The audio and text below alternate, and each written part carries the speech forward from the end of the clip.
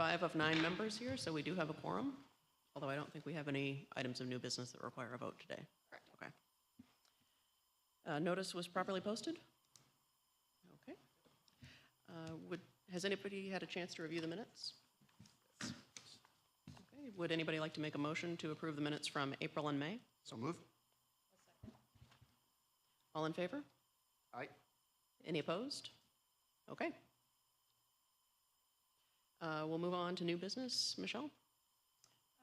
Thanks, Caitlin. So I think as far as kind of new particular items that we wanted to talk about today, I think largely just wanted to focus on some updates related to some program eligibility items. So the governance committee had a chance to convene its first meeting on May 16th. So last Friday to discuss what some preliminary programmatic terms could look like.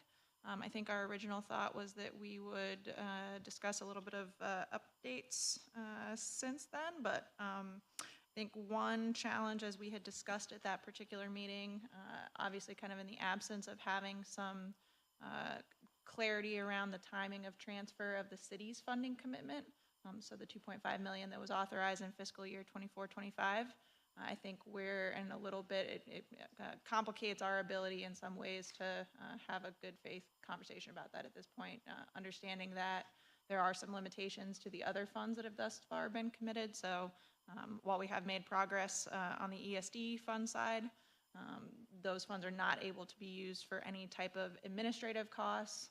Certainly if we are at the point where we're beginning to launch any kind of preliminary programming at any scale, there is a level of, from an operational standpoint, I would imagine that the board would feel that we need to have in place directors and officers insurance, things that we had kind of delayed up until this point.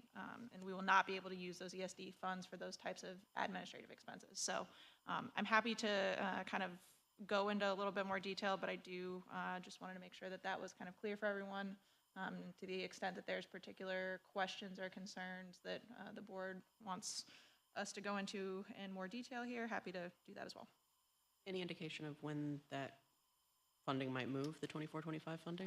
The legislation has been submitted to the council. We've requested that it be considered and adopted by no later than the June 9th vote of the council, just to allow us sufficient time to make sure that we can do the back-end contracting that has to be executed by the end of the fiscal year. Some of us chatted about this a little bit after the governance committee meeting, that if there's anything we can do to share more information with the common councilors, or you want us to meet with anybody, we'd be happy to help with that too, so just let us know. Do you have any insight, Petrona, into whether there's specific information that we need to share? I do know that there is something that needs to be updated. I think that clerk may have sent something, unless you did it since then. I thus far have not received anything to that effect. I will follow up with her again. When I had last spoke with her, when the legislation was submitted for the April 14th meeting, she said that everything was fully completed as a part of that legislation. Okay. I wasn't at the governance meeting, so I'm thinking that maybe there was something after the governance meeting, so I'll follow up, or you could follow up. Yeah. Counselor, can I just ask a question? Putting everything else aside, and I mean everything else aside, are you aware of anybody in the council having a specific issue with the pass-through to Sarah? With the pass what? With the pass-through to Sarah, so we can have these funds? Which is what the vote's about on the 9th, right? I'm sorry, what? Or the 9th. That's the vote on the 9th. So I don't think there's an issue by the counselors with the SURA vote. I think it's more or less making sure that it lines up. Like, I don't know if we have this stuff that we just received. So I think it's more or less legal side of it, making sure that it's okay to do. So, yeah. Yeah, and I mean, I think to reiterate kind of the reason that we arrived at this path in the first place was at the direction of Corporation Counsel, both combination of Corporation Counsel, so Joe Barry, Sue Katzoff, then outside counsel, Gene Everett, based on kind of their concerns, beginning with the city's Corporation Counsel's concerns about the fact that because these were generating general operating dollars, the need to make sure that we were moving them in a way that was not going to be in violation of the constitutional provisions, understanding that a key component of how they would be used is to help facilitate kind of the direct financial assistance to homeowners. So to the extent that there's additional specific things that are needed from the law department to that end, certainly happy to provide that. We just haven't, I haven't received any requests thus far from anyone on the council related to any of that, so. Yeah. But my understanding, though, is if this isn't done by the end of June, we're dead in the water. Yeah, I don't think it'll be a Absolutely dead problem. in the water. Yeah, I don't think there'll be an issue. Okay, great. Well, whether it pertains to this or anything, if there's anything that us board members can do to help advocate, certainly let us Absolutely. know. Thanks, Caitlin, appreciate that. One question that did come up at the governance committee meeting, obviously we need these flexible dollars so that we can do things like get D&O insurance and general liability insurance, but we were wondering about the ESD money. If we were to, say, contract out like the grant and loan program for like $1 million of grants and loans, could we take a piece of that ESD money and use it to pay for the administration from an outside contractor? Or I'm not sure if that's permissible or not. I think we were still awaiting a kind of definitive response from that, but from every conversation that we've had thus far to date with ESD, I think that was something that they were reluctant to agree to. So, and I think kind of going back, obviously they didn't even want to contribute for our own staff administration time related to the program administration. So, So I think that was where my question was gonna lead to the staff portion of it. And last time, I think they said there would be a possibility of having four new, and are they city employees or contracted? so I think the idea would be that they would be city employees. We would look to kind of bring them in similar as we do to other city staff. That they would be likely SIR employees. A lot of our staff that have been working to support the work of the organization thus far are SIR employees. So it's all consistent, I think, with the SIR plan, exactly what we're moving forward to the council to be advancing the funds to the neighborhoods under the new urban development plan. And I think that that's kind of the 4 positions is a best case scenario. What do we think that kind of based on recommendations that we've received from CZB so far to date, recommendations that we've received from similar cities that are looking to advance work along these lines, that's a baseline starting if we were to really resource this properly. I think we could possibly stretch for a little bit, at least probably 6 months or so, maybe a little bit longer with a slightly reduced amount of resourcing, but I think certainly is one of those things, the sooner that we're able to kind of put dedicated resources to it, the more effective and more efficiently we're going to be able to implement. And out of those 4, will any of them be current employees that move over to that department, or are you looking to do all 4 new? Because I'm just thinking that maybe there could be a concern with capacity to oversee some of the items, being that the city doesn't work on housing per se. So this will all be new. So, and I'm pretty sure, MBDA will oversee it regardless, but I'm just wondering if any senior staff will be moving over to those 4. I think the 4 positions that we would be proposing to create, so it would be kind of consistent of like a director of operations. We would need some level of construction specialist and a program administrator type role, and a kind of more administrative office administration component to help kind of interface with just like receiving applications, doing things of that nature. So in a best case scenario, those would be 4 new positions. Our typical process is that we would have those be open, kind of competitive processes for job applicants, and certainly to the extent that there was a current city employee that was interested in applying for one of those roles, we would absolutely encourage that to happen. But I think what we are trying to make sure that we're being cognizant of is not putting too much on top of positions that are already at a relatively full capacity. But I would say in terms of the nature of the work and how it pertains to stuff that already is going on within neighborhood and business development, in all scenarios, these are all very similar to things that our office is quite familiar with doing. The processing of applications, the intake, you know, funding work at properties, whether it be kind of directly within neighborhood development itself or within the capacities that exist in other municipal corporations. So SEDCO, it's not a new set of functionality for us in that sense. Okay. You said Director of Operations, Construction Consultant, or Construction Specialist, Admin, and what was the fourth one? More like a program manager. And again, I think that these are kind of loose and tentative. Some of this is dependent on exactly what is our admin flexibility that we have to work with. As you all will see in some of the budget numbers, there's some underlying assumptions, I think, that affect, depending on what the board feels comfortable with ultimately from a ratio of either homeowner versus housing trust fund or housing strategies corporation contributions.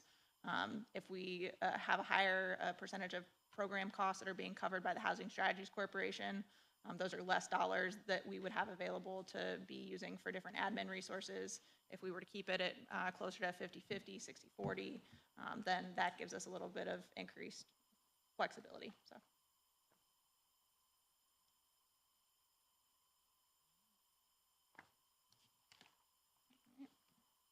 I don't know if anyone has any additional questions on the programmatic piece. I think barring any particular follow-up at this point, I think our plan was that I know Hannah had circulated out some questions around availability for scheduling standing meetings so that we can continue to work through each of these items.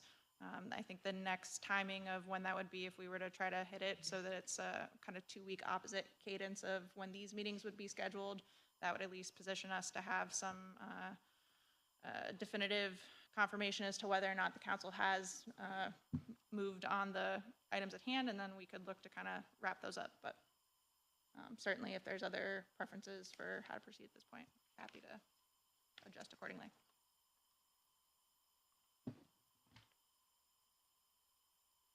So we'd be looking at the second week of June? But I think we did need just confirmation from everyone about what availability was going to be like and what options were. So if you have not had a chance to connect with Hannah yet after this meeting, please do so. Or she will find you. She will. She's great at that.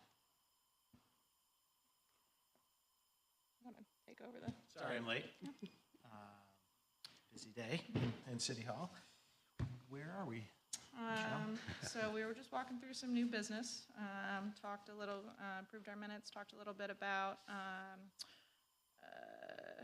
new business, so governance committee updates, starting with other business, so status of pending funding agreements. I think at this point we discussed the FY 24-25 funding, so the update related to Empire State Development funding is a piece of good news that did get approved at the ESD board's board meeting last Thursday, as it was expected to. So they will still have a couple additional, kind of in accordance with the state's processes, a few other boards that have to kind of go through their various sign-off channels. But at this point, we anticipate, based on everything that's been communicated to us by ESD so far, that we would have access to those funds beginning in September. We anticipate that we would be working with an initial first kind of one-time disbursement up front of $2 million, and then as those funds are fully executed and out the door, there would be some additional dollars, second and third disbursement of $1.5 million each. Great. Good news. So at some point, they'll send a contract over for us to review? Can you say that again? At some point, ESD will send a contract over? Okay. Correct, yes.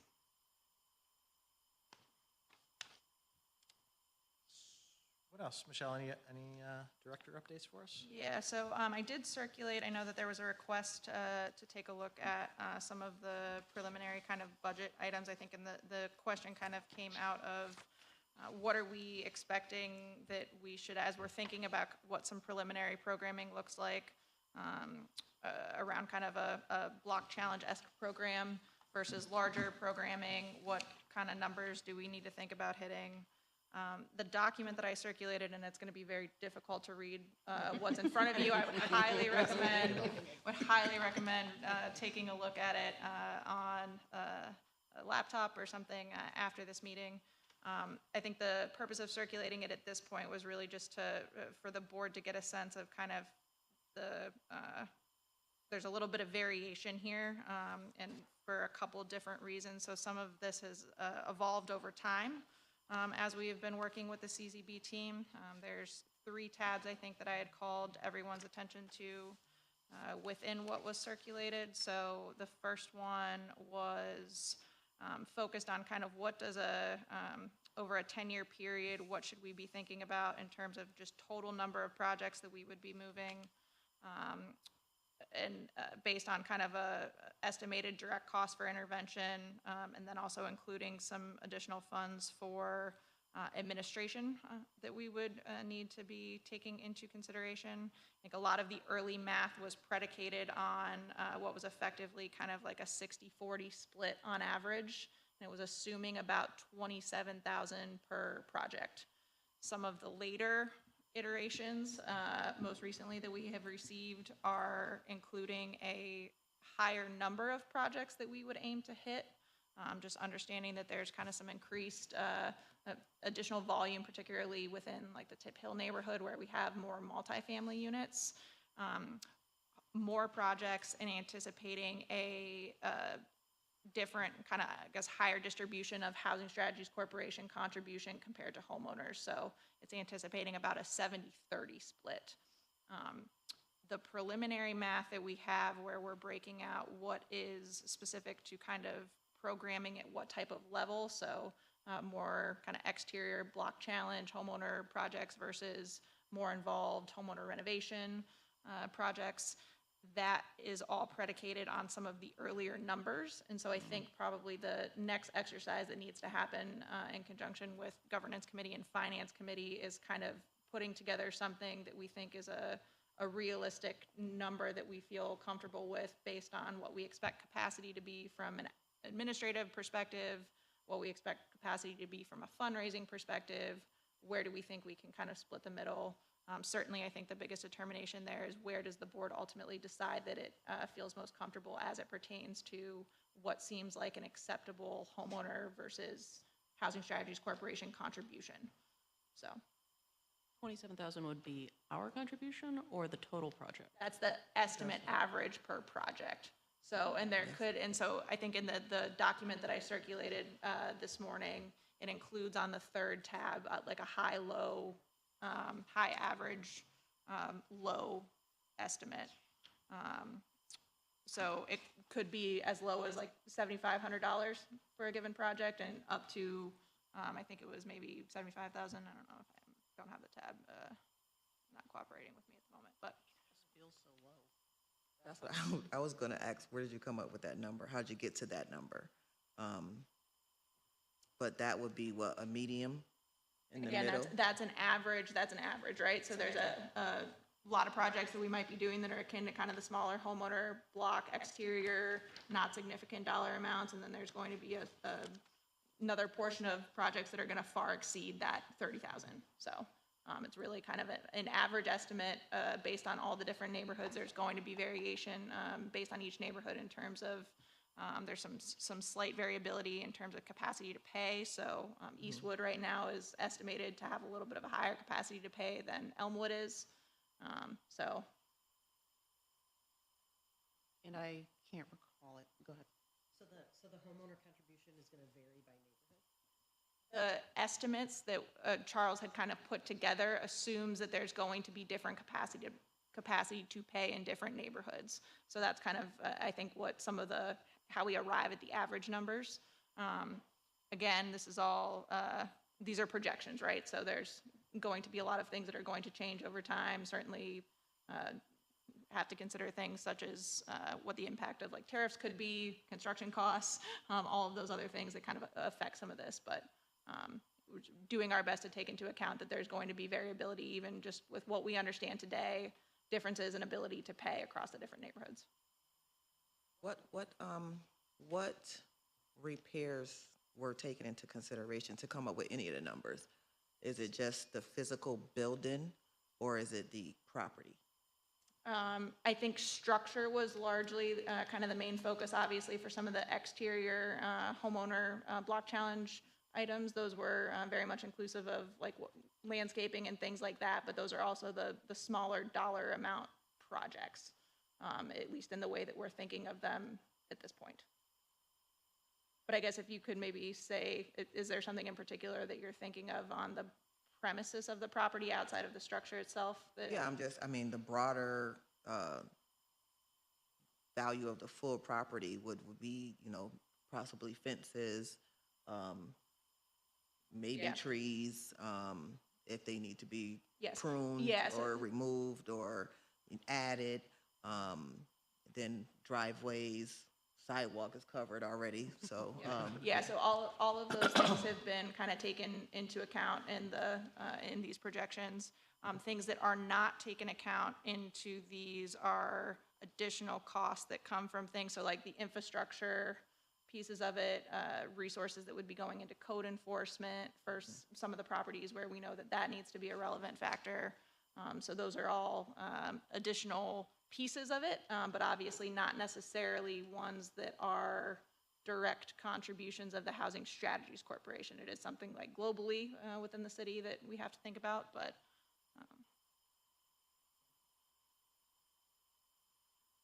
I can't recall, I know you gave us a ballpark estimate at the last meeting about what percentage of all the projects would be these smaller projects versus bigger? Was it like 20% were gonna be the mini grants and 80% bigger projects? I think the mini grants, we're looking at up to about a third in some of them, particularly at the beginning, but overall, I think it would be about an 80-20 long-term. Okay. 80-20 more big projects. Correct. Got it. I feel like I asked this at another meeting, but was there any of the properties that fell into historic neighborhoods? And did we take into account like any of the application with I think what's his name? that is probably a question of where the governance committee decides that it lands, particularly with regards to a couple properties within the Elmwood section. There was some conversation around, and I guess at least the recommendation from CZB was that we consider pulling in a small section of the Strathmore neighborhood that basically would be kind of on the southern end of the park, Glenwood, up to East Colvin, I think. So there may be a couple properties within that section that would fall into a historic bound, but I think that would be subject, the total number of properties that would be implicated in that globally are low. Presuming that we're just focusing on Salt Springs and Tip Hill for Wave 1 based on budget capacity, it's not something that we anticipate needing to worry about for any Wave 1 properties. I think, again, subject to kind of final determination that the board does want to keep those map boundaries included as part of eligible area. I think the argument for why CZB recommend that we consider doing that is that those are, I guess, in the spirit of kind of leveraging strength, certainly somewhere where we do have strength. Certainly those are homeowners that may, we want to make sure that we're able to retain them in the city. And so being able to create some additional resources to continue to ensure that property stock in that area is doing well, and hope that that has some additional kind of trickle-down effect into other parts of the neighborhood is, I think, the rationale that they're thinking about it from. But that's certainly kind of something that is open for discussion should the board feel differently. You may want to consider, my time in the LPB, not a local designation, but a national designation could probably be expanded, even in Salt Springs.